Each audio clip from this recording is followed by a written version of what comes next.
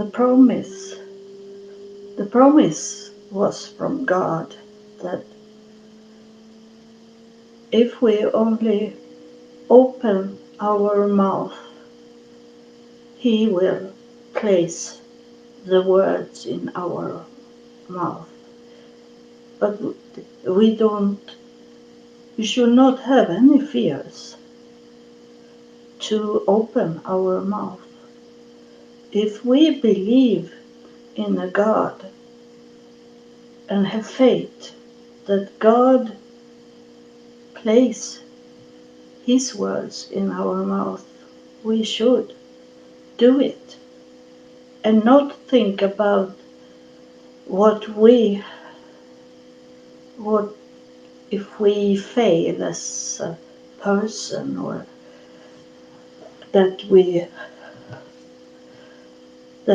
say something wrong and it's against what people believe in or think. These things. It's not about us. It's about God want to talk. And that I didn't know what to say in the beginning here, but I asked God. I always pray and talk to God before I start to send here. And I asked Him, how should I start this live broadcasting? And He'd say to me, start to tell them that the promise is that if you only open your mouth, I will place my words on your tongue. He said that I should start, so I did it. And this, I knew that some sort of topic for this live broadcasting, and it's so very, very, very hard. It's so sad. It's a time of tribulation for the preacher and those in the pulpit, those on the altar, that the whole their whole world is shaking. It's coming an earthquake for them. It's shaking, and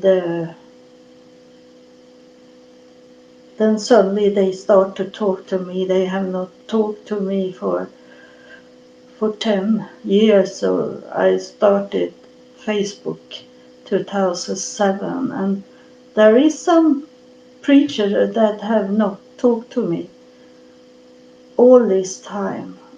But now is it something God is doing, because suddenly they try to get someone else to help them in their time of need. It's so many things that God have told me and shown me in visions and talk about for some years now, and most everything was waiting for this time.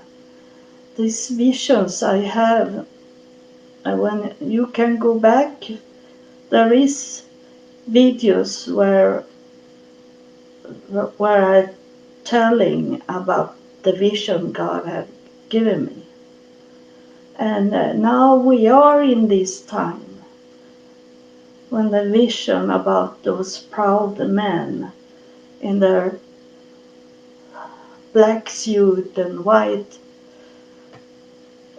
shirt and tie and all this look so successful. They look successful, and they have many titles, and they standing there together with me, and in the upper room it was an old oak, like stair layers, on layers. So it was where we step up in our education, in the spirit education. And I was the only woman there standing there. And those men, they were looking at each other, and they thought they were so good and they were so proud, and they look at each other, uh, and uh, and I was there, and and suddenly we heard it open up like a ceiling. It's up a hole, and where it come a voice, a big voice, and that voice I remember from year 2000 when God was speaking to me, and that voice was there, and I feel so humble, so I go down and try to hide my face before God, and I'm not worthy to be here. But those other men are standing there and be so proud and look at each other. And suddenly the floor open up and they fall. They fall down to the ground from the start, where it started. And I was thinking that's next time is it me that had. It was like pieces of the layers. They fall, and then I was the only one standing there, and I couldn't look. I bowed down and tried to hide, but I was still standing there. I never fall. And it's this time we are in, those proud men, and that they didn't look at me. I was nothing to them, to the men, because I was a woman. Whereas they have placed me in this group, but as I was a woman, I was nothing. And that I was the only one that was there in the end also. And we have come into that time when all those proud men suddenly start to fall.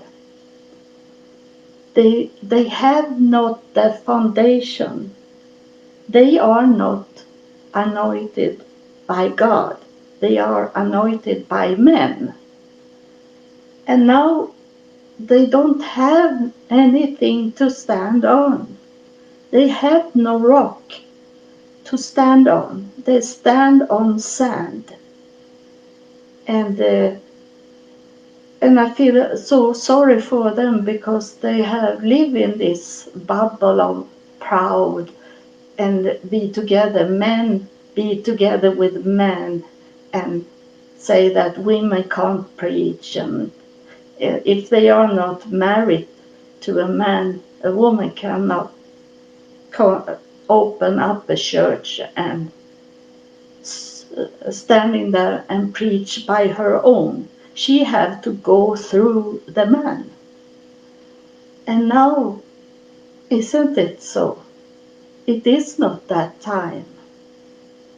It is a different time now.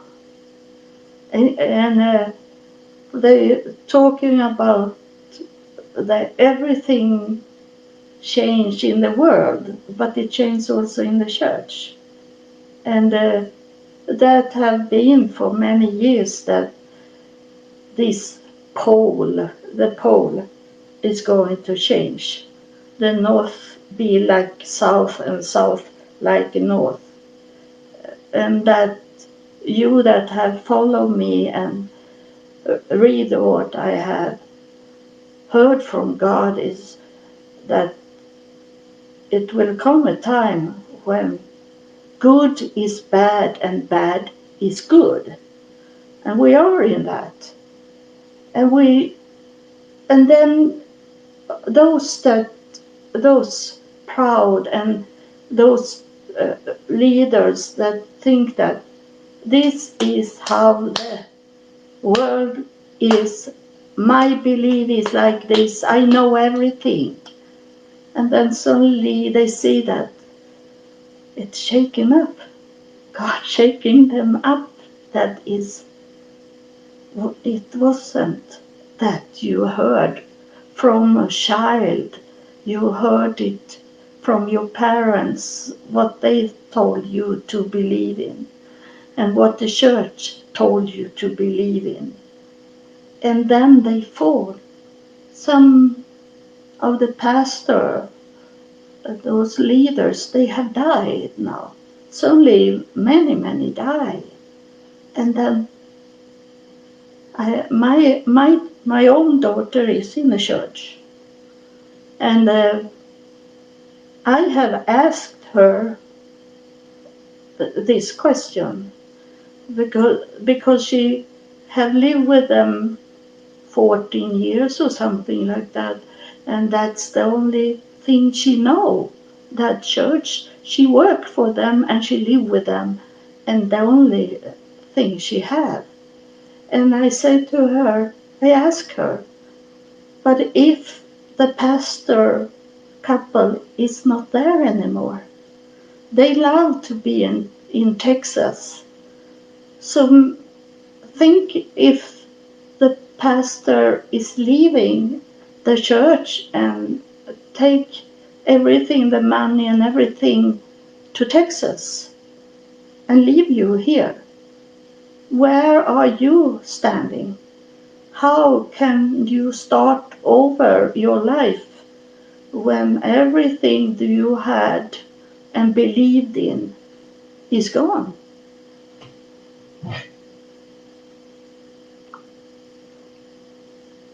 That's a question. And that's a question for you. What do you have? If the not that the pastor died, but if they close everything because of what? Maybe money, that the money is not coming in. And they close your church that you have since you were a child. You were going there with your parents and you have all your relatives there in the church. You have your little group there that that you believed in and had as a security, and then suddenly it's gone. Where can you stand by yourself? Can you start over and say that what the pastor was preaching about, something was wrong there, because if God support that church, that should not be a question about money.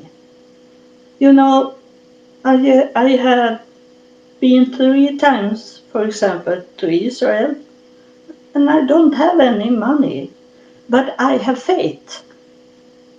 And God have given me money in His special way to do it, so I could travel. If God support you, if God support your church, then you get the money in some ways. There is 3 ways to give, and there is like for 2 or 3 days ago I was watching a new channel on television, and it was about Thailand, and it was in the most poor area in Manila, and there was a fire and everything burned down. And but these people, they started over again and built up everything. They tried to find pieces in that burned belongings to see if they can use it to build up a house again. And people helped them. It's called people and try to find the things to the house. And that's one way to give. Is give of your time and give of your that they try to find things for them. And then it's not only about money. It can come an opening where the people need you, and then when they get the needs they had, and then suddenly they have something for you that you maybe need for the church, and they give you that. They don't give money, but they give you something for the church. And these things, it's a supernatural things also going on in people, that is not God giving from him. It's that he is sending people to help you. And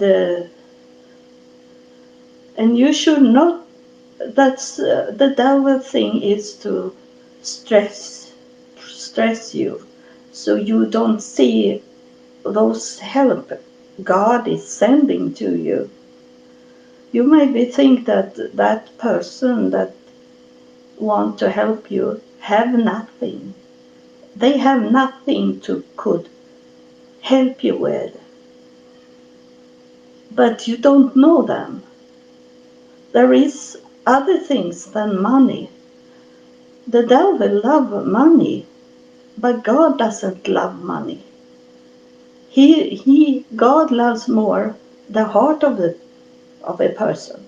And the heart of a person is to help each other and come together to build up the church again, or open the church again.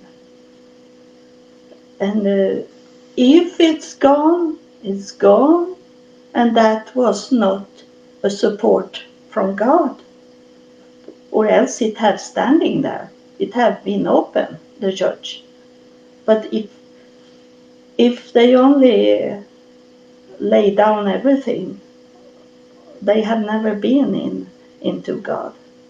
They have never been there. They have built the church of their own will, not God's will, their own will.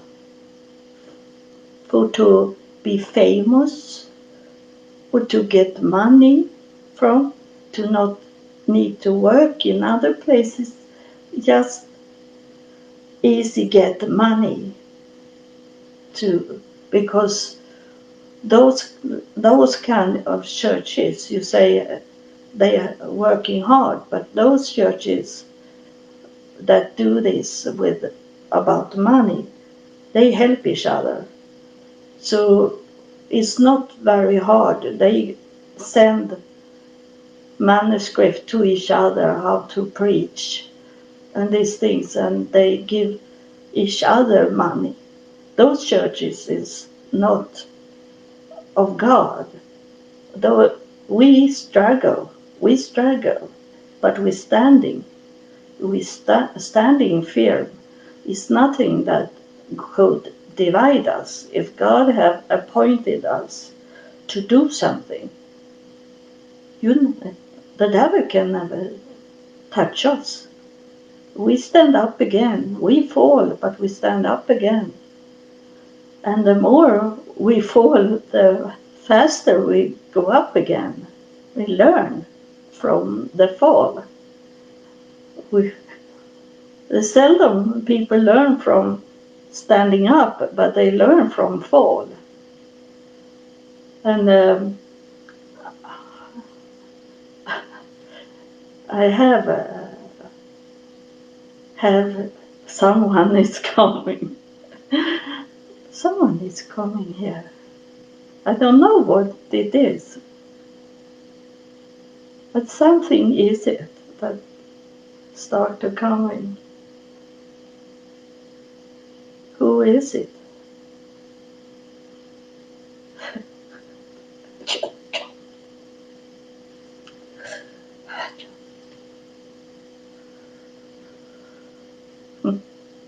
It's a woman. It's a woman with those old clothes they have in Jesus' time. She is looking for something on the ground. And she asked, I think it's Jesus' mother, because she asked, where was he going? And she looked at the ground, and then it's like a cave, a rock, something. And she said, he should have been here, but he's gone.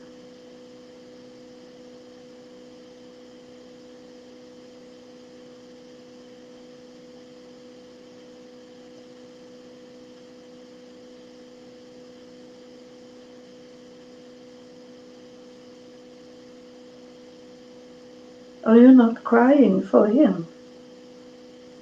No, she said. She answered me. He knew where he was going, she said.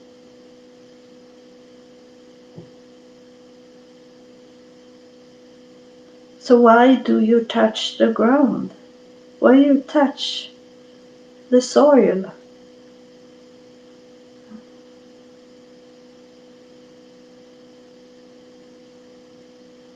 It where his feet was walking, she said to me.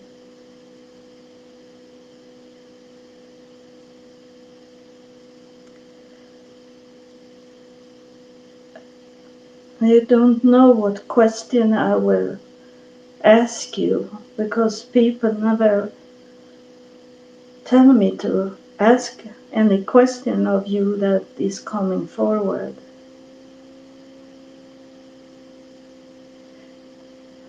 Tell them she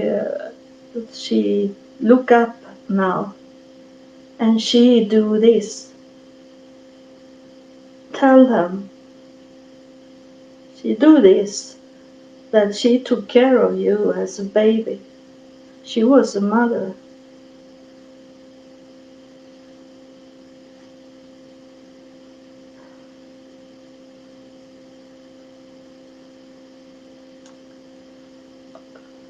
What is your name? Is it Mary?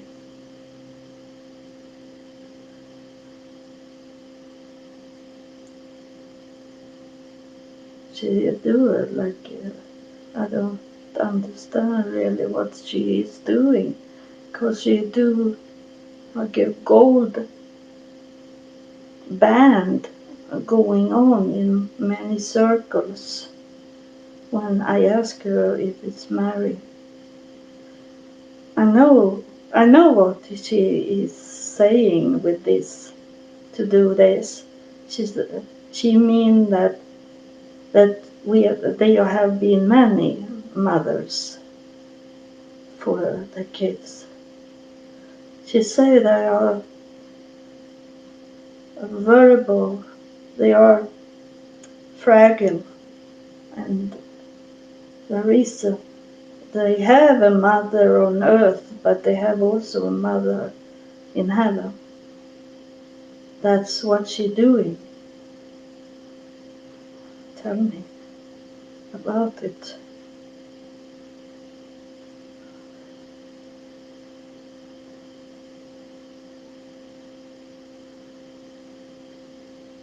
It's hard to get her to talk, because in that time the women didn't talk so much. They were not talking. They were not allowed to talk so much.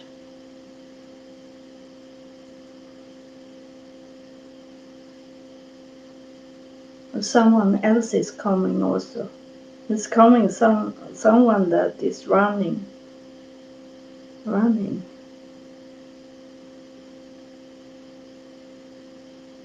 And she pointed on that person that is running. And just now he is dark blue. Who is it? Who is it, Mary? The father, she said. Why do he's running then? Why does it he coming here?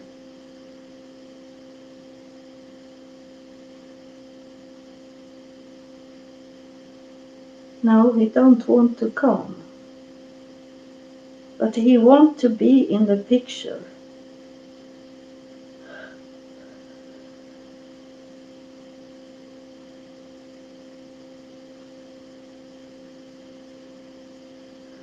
Do you have some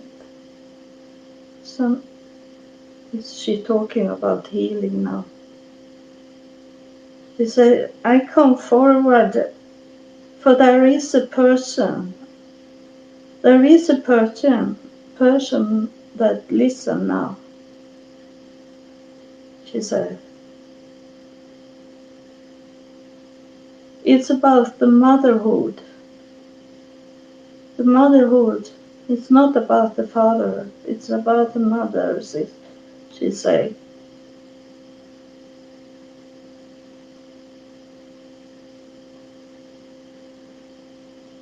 If you can't lift up your daughter, I only tell exactly what she is saying. It sounds strange, but maybe it's coming more. If you can't lift up your daughter, someone else will do it. Oh, she talking of bad things. That it's a warning. It's a warning that you fail as a mother. So someone pick your daughter up.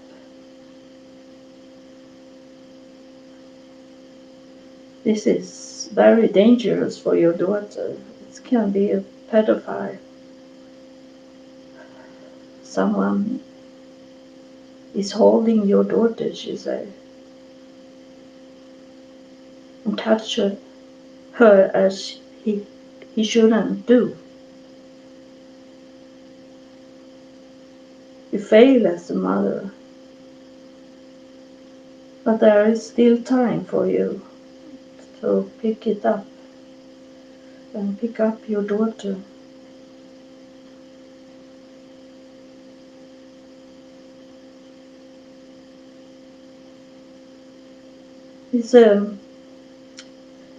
She is showing me that the daughter is just in her teens, about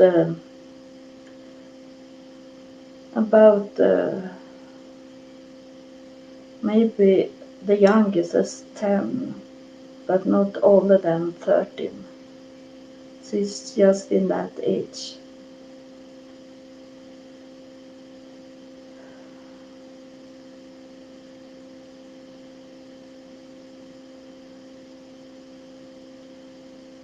So there is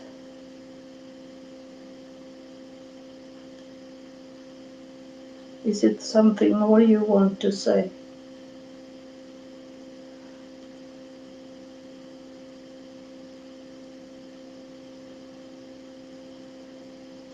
The silence is going over here, she said. So she means that she have say what she should say. So thank you.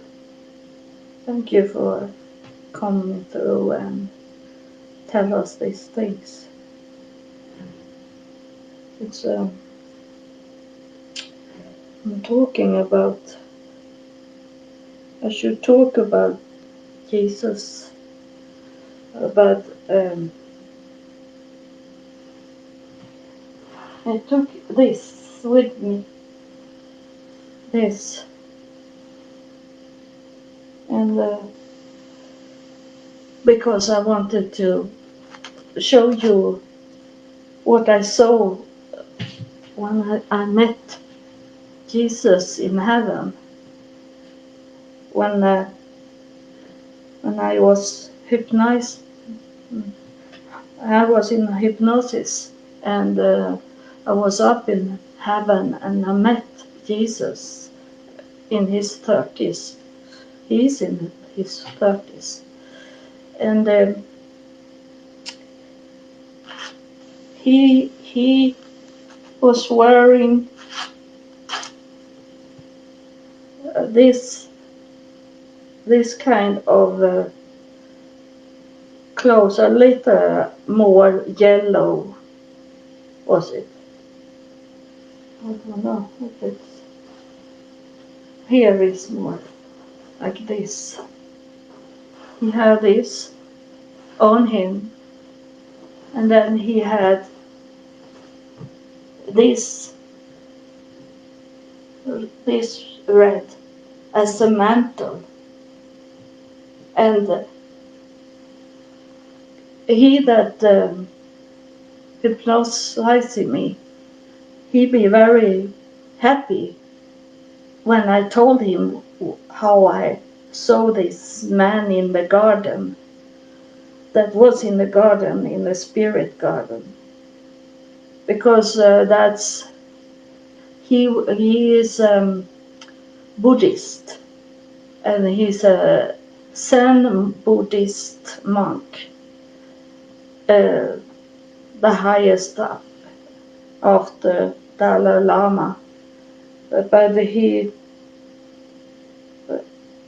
then I was dated a man that, for some years ago, I dated a man that was in Hare Krishna people, and it's always this that I, in that moment when I date this man, it was Hare Krishna's birthday, so I was to feast in Copenhagen and also here in Sweden, and they had this color, and it is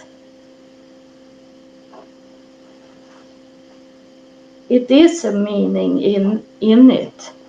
It is a meaning in it that, like I say, I have told people that I believe that God has sent a messenger in all the generations. So this with Buddha, it's not I believe in him, but I can believe that he was a messenger from God. But then they maybe went wrong, but they have this color, and it is in many religions. God have sent me to many religions, and there is a meaning of the highest priest to have this color, uh, this red and this orange style, and that. But I knew it was Jesus because he was in the garden, so I knew it was Jesus. But he had those clothes on, and but then he ignored me there because I was going to another place in heaven. I was not going into his garden. There was a white cloud there, on the right side that I have to go into. And there I meet those highest priests in heaven that have white hair and white beard. So that's not only Jesus Christ that have this white hair, because they are many. And before I knew God, before God come to my home, my mother come through that have been dead for many years, and she come to me and she said to me, when I asked her, how is it to be dead? Because I thought, are you dead? You dead? Because I didn't know God. And I was over 40 years old. I was 48. I maybe was 46, 47.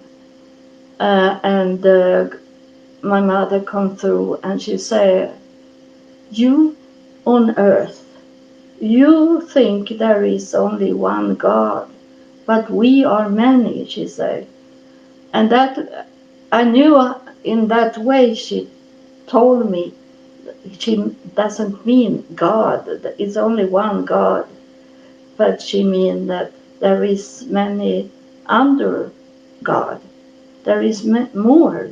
And I have seen 3 of these highest priests in heaven, and those have coming in a cloud, a white cloud, and they have white hair and white beard.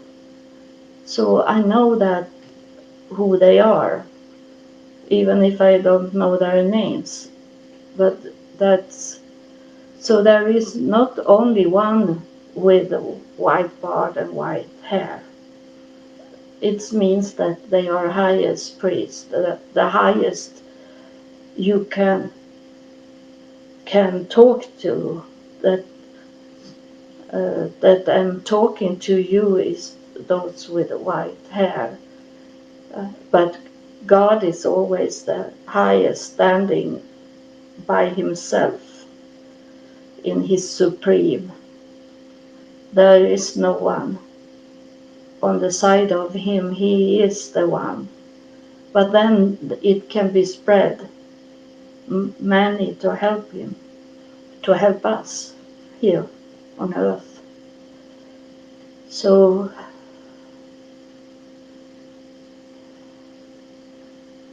I think there is something else.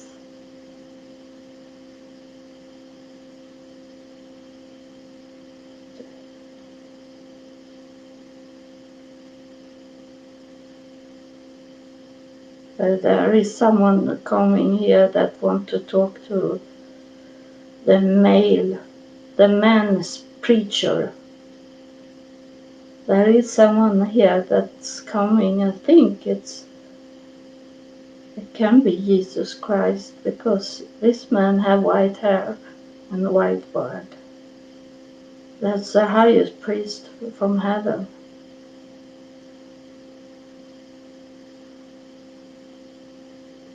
And it's only his face that is coming through.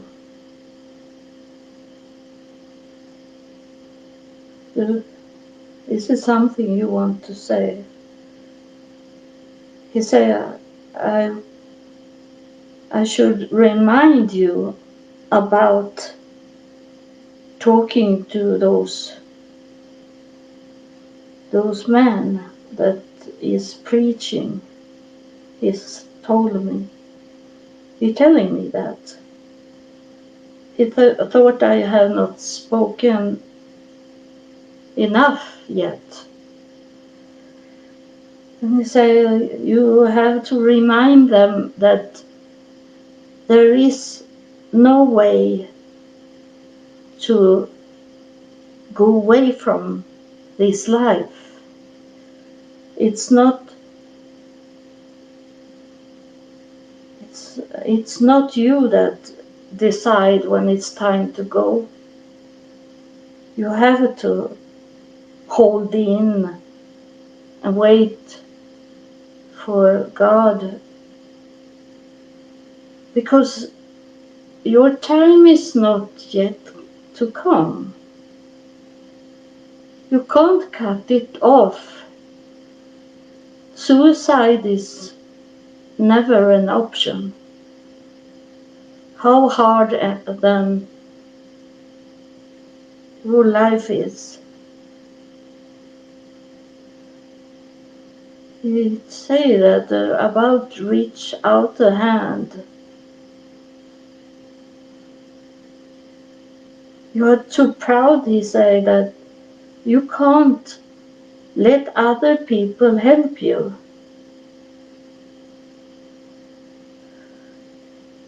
I see people lost their minds over this situation.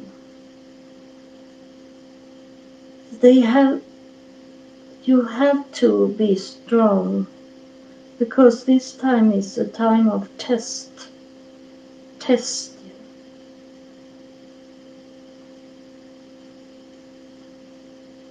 We don't want anyone to die, he said.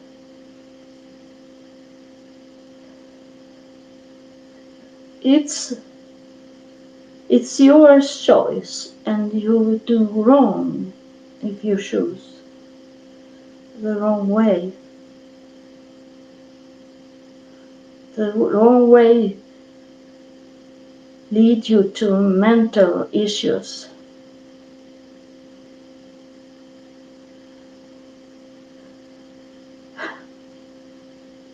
It's make you run away from what is important to you. You have to stand still and wait for God.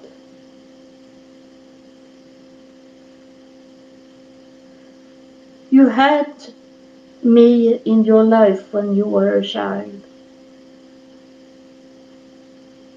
But no, see, you're running away. I think he is talking about this man running that Mary talked about. I think it's the father.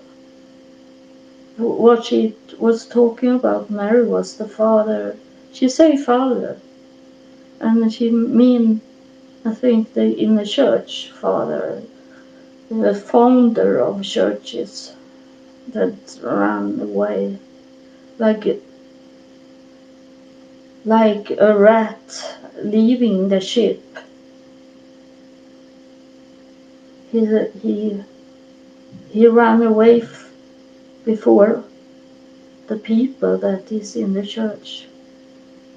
He make his decision without asking people if they can help, because he is so proud, and proud will kill him. Proud is not us in heaven. That's something a person decide of by himself. We don't want to see anyone die. We have a limit of your life on earth, but we don't want you to die before your time.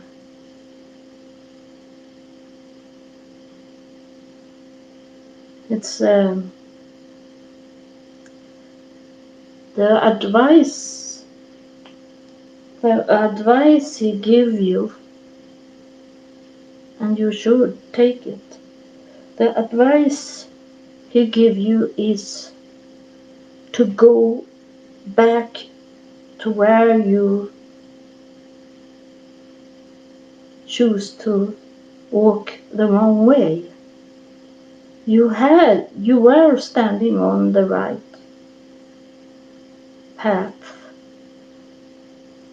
And that was when you were a child, and you wanted so much of the world, so the world took you. The world took you too far from me.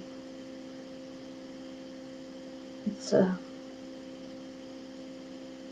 appointed time, he said. It is appointed time. You are on my list, and you should come back and do your lesson back over again. You should go back where you felt that you and I was one. You should go back. You should turn around to where you know the spot, the time when there's come a woman in your life, and she took you away and she took you to the world and stress you about the money, give you kids, children that you have to feed, and you feed them away from me. You didn't come back to me as you were when you were a child. And you think there is no end of it. But I tell you that it's time for you to turn back to where you felt the spirit in you, that you felt that you were connected to me. You should turn back, and I will help you to build up. Build up. You don't say what it is, build up, but promise to build up. And it's not about money. He built up your life. So thank you. Thank you for telling.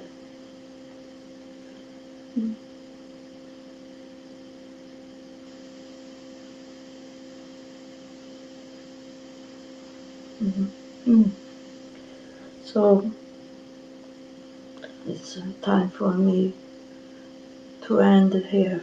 I think it have been said what I felt it should be said today. It's not me, because I am not so much into doing this live broadcasting, but I have to obey when I hear, and it's not